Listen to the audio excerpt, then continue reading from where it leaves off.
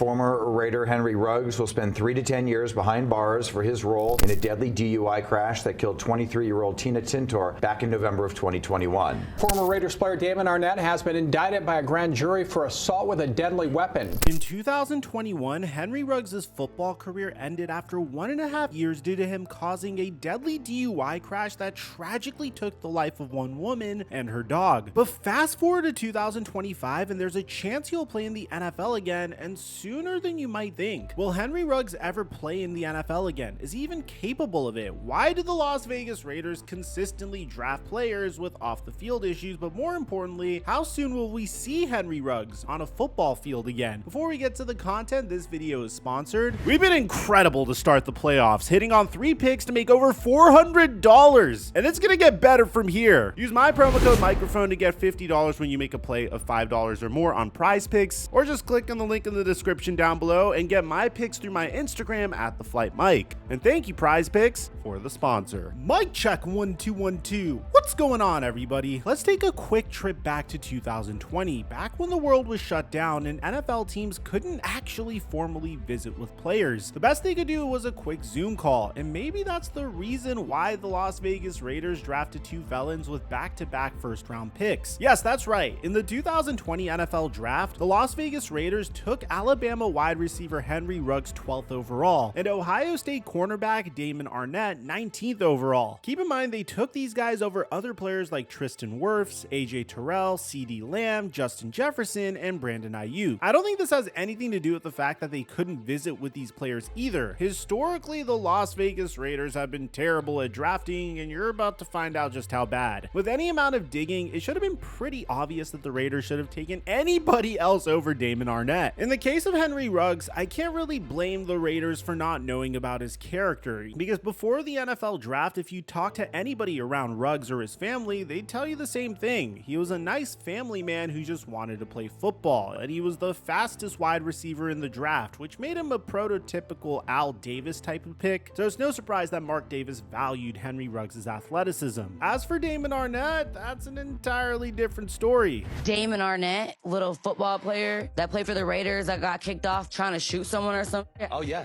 When I went to the bathroom, stole my bust down Cartier watch, took my other phone and Zelled them all my money out of my account. I have it all on camera, him and his friends leaving my house. Come to find out, he does that to bitches and did it to me. Look, if the Raiders couldn't find out in pre-draft interviews or just talking to people on Ohio State's campus that this guy has a history of robbing women, then I'm at a loss for words. To make things even crazier, the Raiders considered Damon Arnette a character pick, a guy you could build a culture around. Unless you want to build a culture of robbing women and threatening people with weapons, I'm not sure they were right with this pick. But to elaborate on threatening people with weapons, Damon Arnette was caught sending a video to a disgruntled fan, pointing weapons at the camera and telling him to come find him. For those of you guys that haven't seen the video, this is what it is. 5 minutes away.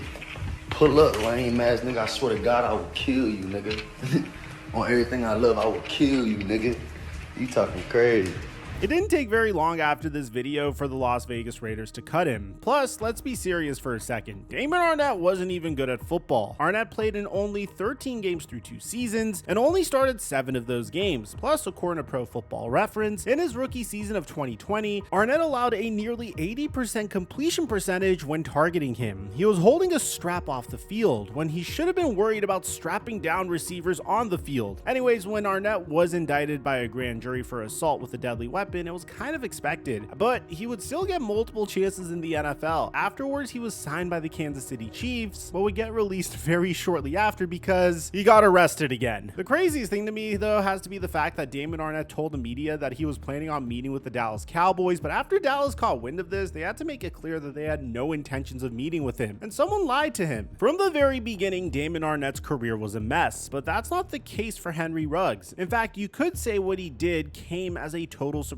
to the Las Vegas Raiders and the NFL world. When Henry Ruggs was at Alabama, everybody thought he was a consummate professional, a guy who one day would become one of the best wide receivers in the NFL, while also keeping his head down and staying out of trouble. Here's what his own teammate Josh Jacobs, who played with him at Alabama and even with the Raiders, had to say. He's a good kid. He's never been in trouble. I've never seen him do nothing crazy. Like, he was just one of them guys that had a very, very unfortunate situation and something happened, a decision that he made. Man, he ain't somebody that you would look at and be like, bro, you deserve this to happen to you. So for those reasons, when Henry Ruggs was arrested after causing a crash that ended the life of Tina Tintor and her dog, people were shocked. When the details came out about the entire situation, people understood why the state of Las Vegas was trying to make an example out of him. According to the police report, Henry Ruggs was going nearly 160 miles per hour at the moment of the crash. Additionally, his blood alcohol level was double the legal limit in Las Vegas. But let's keep one thing in mind. His BAC was taken hours after the crash at the police station with the blood test, meaning it was likely even higher when the crash took place. Ruggs was reportedly racing with friends during the time of this event, but when the situation was all said and done, Henry Ruggs was sentenced to 3 to 10 years in prison. But since then, we've learned he's eligible to get out of prison in 2026. Since that moment, Henry Ruggs has been forgotten, and his story has lived on as a tale for athletes to just call an Uber. That is until now, because according to Josh Jacobs, the same man who spent so much time with Henry Ruggs, NFL teams are interested in signing him. He's training, they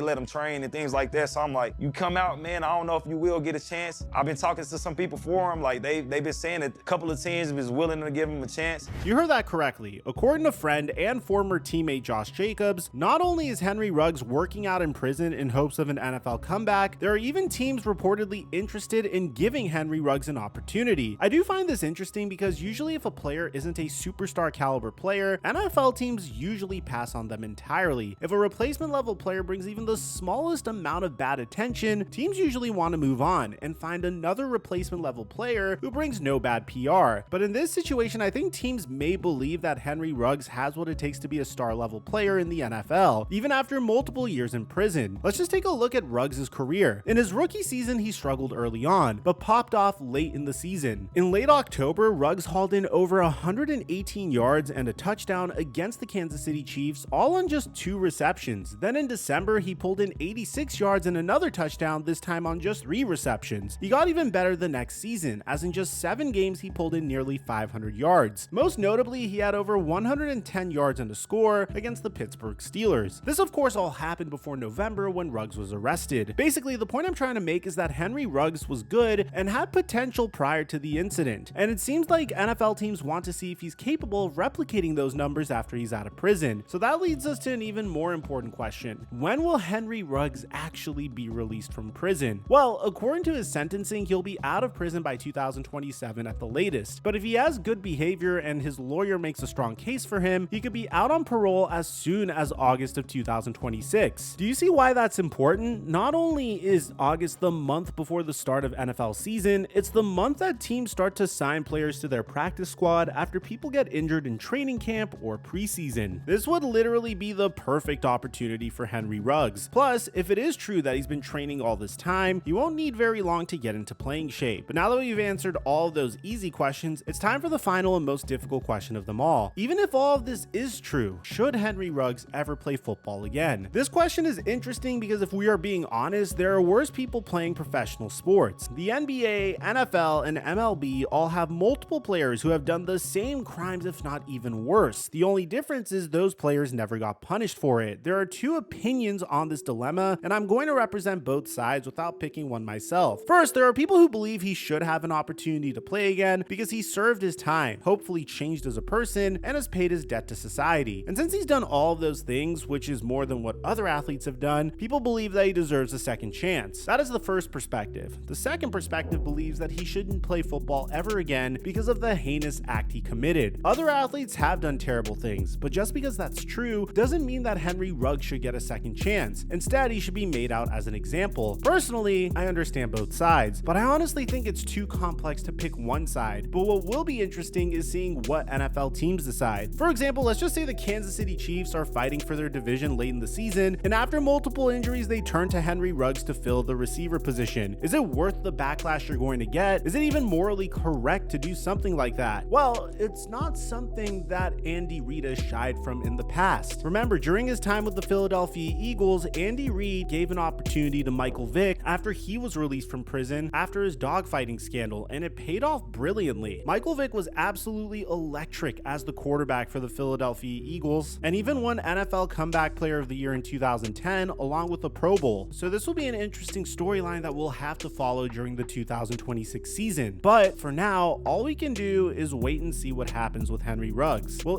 interest in him build as we get closer to his parole date. Will teams just ignore him entirely? If he's even given a chance, will he still be good enough to play in the NFL? This is what we will focus on. But for now, I want you guys to let me know in the comment section down below. Do you think Henry Ruggs should get a second chance, or should he never play football again? I like to hear what you have to say. Aside from that, I'm your boy Mike, and I'm dropping our mic until our next upload.